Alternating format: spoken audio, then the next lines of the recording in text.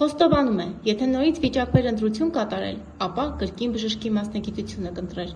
Իր հաջողությունների ու ձեռքբերումների, հաղթահարած դժվարությունների և ինքնաբավ կայացած մասնագետ լինելու բանաձևով բժշկի մոտ կիսվել է Իզմիլյան բժշկական կենտրոնի հայտնի բժիշկ-սոնոգրաֆիստ, Երևանի պետական բժշկական համալսարանի ճառագայթային ախտորոշման ամբիոնի դասախոս, բժշկական գիտությունների թեկնածու Նունե Եսայանը։ Իսկ մինչ այդ հայտնի ռադիոլոգի հետ խոսել ենք բարորակ և չարորակ գոյացությունների ախտորոշման նրբությունների, դաշտանի օրերին կրծքագեղձի սոնոգրաֆիա իրականացնելու ռիսկերի մասին և ոչ միայն, առաջին հերթին սակայն հետաքրքրվելով ճիշտ սոնոգրաֆիկ պատկեր ստանալու համար կարևոր է լինել լավ մասնագետ, թե զինված լինել ժամանակակից սարքավորումներով։ Ամենաբարձր նոր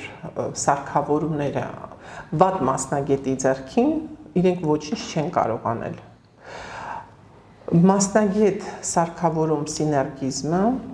դա ամենալավագույն տարբերակն է, երբ որ լավ մասնագետը աշխատում է շատ լավ բարձր տեխնոլոգիաներով ապարատի վրա։ Ախտորոշումը դա մասնագետի ուղեղն է, իսկ սարքավորումը նրա աչքերը։ Դրա համար, եթե լավ մասնագետ, լավ սարքավորում, ախտորոշումը լինում է բարձրակարգ և որակով։ Բժշկուհի, հնարավոր է գերձայնային հետազոտության միջոցով տարբերակել բարորակ կամ չարորակ գոյացությունները, ինչպես եք տարբերակում առհասարակ։ Իհարկե հնարավոր է։ Չարորակ գոյացությունները իրենց էխոգենությամբ հիպոէխոգեն են,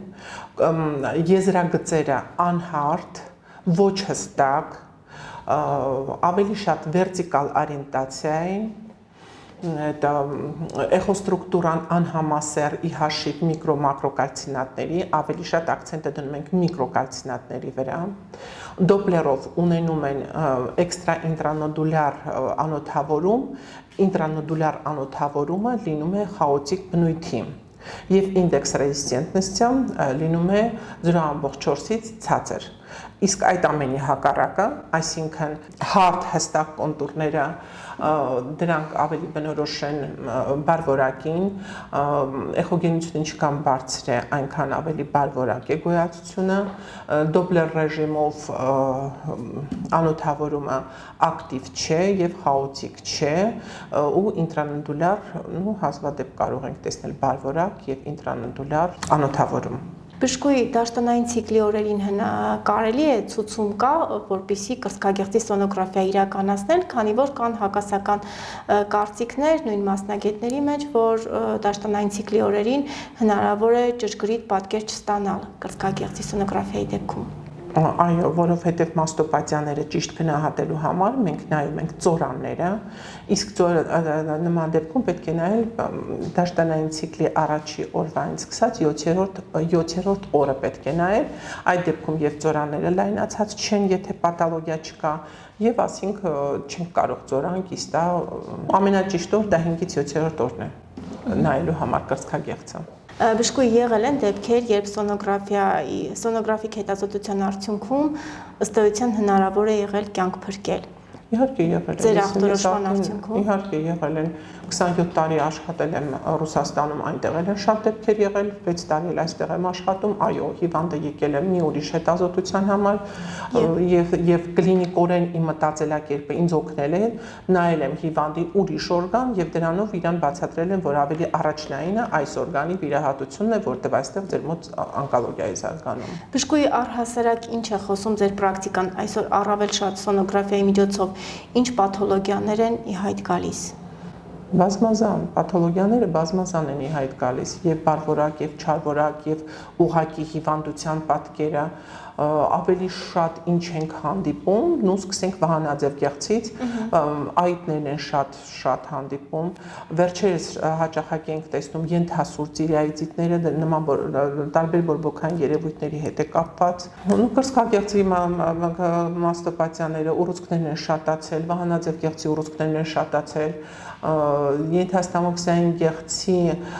փոփոխություններ կան, բայց շատ հաճախակի անձամբ ես շատ հաճախակի չեմ տեսնում,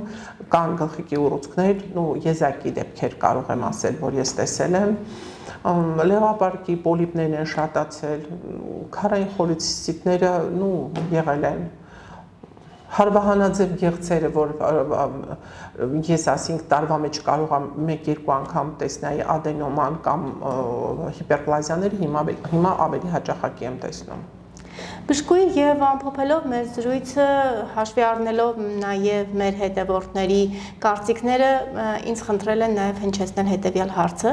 ինչու օրինակ ապագա բժիշկները, որոնք դեռ չեն կողմնորոշվել, թե ի վերջո որ մասնագիտության մեջ բժշկության մասնագիտանան, ինչու ընտրել հենց ռադիոլոգիան, ինչու եմ ձեզ հարցը տալիս, քանի որ դուք ինքներդ կայացած մասնագետ եք, ունեք մեծ փորձ նաեւ դրսում աշխատելու եւ ինքնաբավ մարդեք եւ մասնագետ։ Ինչու ընտրել հենց ռադիոլոգիան եւ ինչպես դառնալ իրապես ինքնաբավ մասնագետ։ Կա բանաձև։ Ինձ համար շատ հետաքրքիր է սոնոգրաֆիան, իր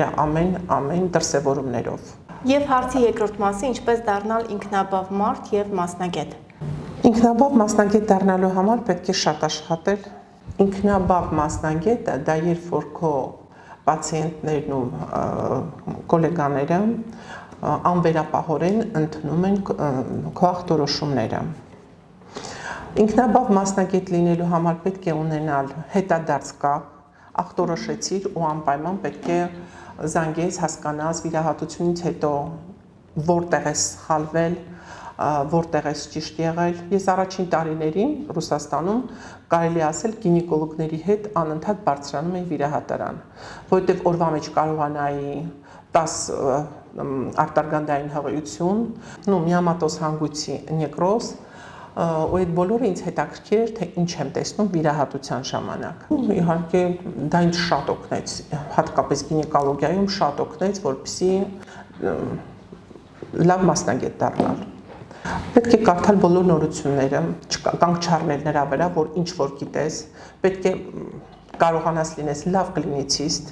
եթե լավ կլինիցիստ չես, միայն սարքավորումը բավական չէ ճիշտ ախտորոշման համար։ Մտածելակերպ ամեն դեպքում առաջնայինը դա լավ կլինիցիստն է, հետո նոր արդեն սարքավորման օգնությունը։ Շնորհակալ եմ բժշկուհի, շնորհակալ եմ բազմակողմանի եւ ինֆորմացիոն զրույցի համար։ Ես ձեզ եմ շնորհակալ հրավերի համար։